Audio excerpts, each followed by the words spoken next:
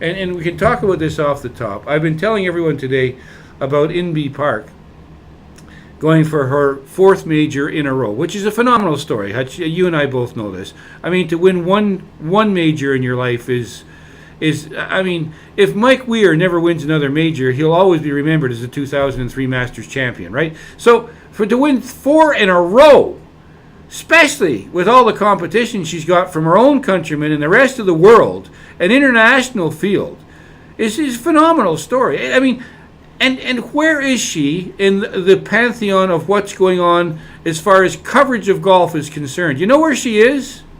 She's on the Deuce. She's nowhere. ESPN 2. Mm-hmm. Mm-hmm. That says more about the state of the LPGA That's than what it I does mean. about Inbee Park. That's what I mean, Hutch.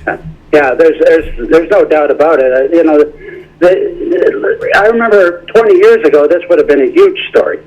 You know, but really, I mean, when you think about it, Brian, there's no coverage of the LPGA anywhere, and that's including TV. And I think that's part of the problem, is that people are not aware of somebody like Inbee Park.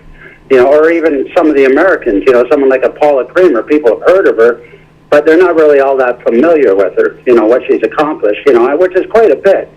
You know, the entire LPGA is like that nowadays. You know, I remember back in the days, you know, when you would, you know, Siri Pack broke onto the LPGA tour winning a bunch of majors a few years ago, and that was a huge story in golf. But nowadays, yeah, Inbee Park is not well known.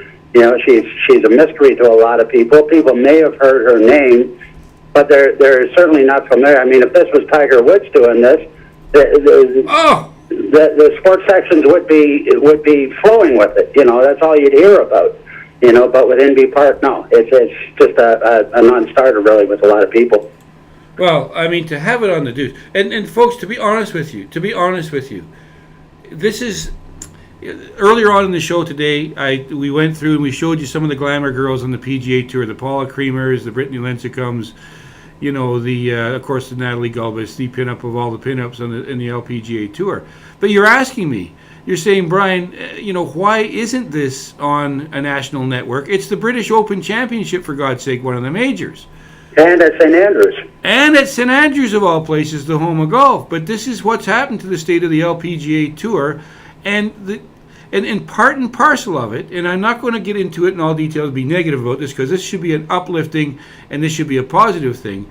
But because the tour is being dominated by girls from Southeast Asia, from South Korea, from Taiwan, from Japan, they're having trouble marketing them to the US of A. Partly because there's a limitation with their language, partly because they all don't look like Natalie Gulbis or have an unbelievable college career that is so athletic and, you know, they're one of the great American athletes, and partly because they're not American. Well, I part of it is, too, Brian. I mean, you know, Inbee Park, for example, her English is impeccable. Oh, sure it is. It's impeccable. And you know, the sad part is that if you go out to an LPGA Tour event, personally, I love covering the LPGA, because you go out there, you know, you see them talking with the fans, you know, going out and signing autographs until their hands hurt. You know, with the media, they're outstanding. You can always approach them and always talk to them. You know, I sat there with Inbee Park talking with her for half an hour when she was in Waterloo a couple of weeks ago. You know, and here was the number one ranked, you know, female golfer in the world. If that was Tiger Woods, what would the crowds be like at Waterloo? You know, it would have been wild. You know, but here she is, and you know what? They're very approachable. They're Inbee Park, you know, would have sat and talked to, you know, a fan, you know, a kid standing outside the ropes.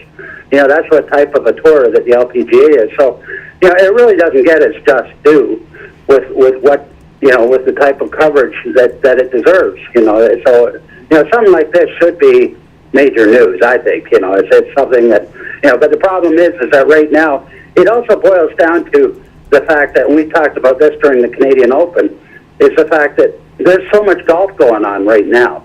You know, that you know, I mean, you're talking about, I mean, the Canadian Open fell into this. You know, you're talking between the British Open, and everyone makes the big deal about the British Open being played before the Canadian Open. But what about what comes afterwards? I mean, we're talking about a World Golf Championship going on this week. You know, we got the PGA Championship coming up. Now we got the FedEx Cup playoffs coming up. You know, so there's a lot of things that are getting buried out there just because there's so much golf going on. And you were mentioning, you know, guys are out there. Weeks is probably tired, like you were saying, you know, because he was over at the British Open, and I said to him on the weekend, "Guy, you must be bushed." He, you know, to his credit, he said no, but I tend to think he was exaggerating a bit. He had to have been pretty bushed. So, you know, there's just a lot going on, and I think what happens is that the LPGA gets buried in all that. Well, it sure does, and I will tell you something even further. We'll get off this topic in a second, but the fact of the matter is, if the Golf Channel hadn't come along and was so starved for fill, it needs to fill 24 hours a day, 7 days a week. If the Golf Channel hadn't come along and signed a deal with the LPGA Tour to get them on TV, at least on a cable network, they wouldn't be on at all. I wonder if even the LPGA Tour would exist right now if that wasn't the case. You know, I said, because let's face it, I mean, the LPGA got hit hard by the economy, too, when the economy went south back in 2008. You know, that was another thing that contributed to the, I mean, at one point they were down to, 24 events? You know, I remember the days when the LPGA was about 46 events, so they were almost double what they were, you know, at their very lowest ebb just a few years ago. You know, they've added a few since then, events like the Waterloo event. You know, so, you know, it's slowly starting to come back, but, you know, it's still got a long way to go, let's face it.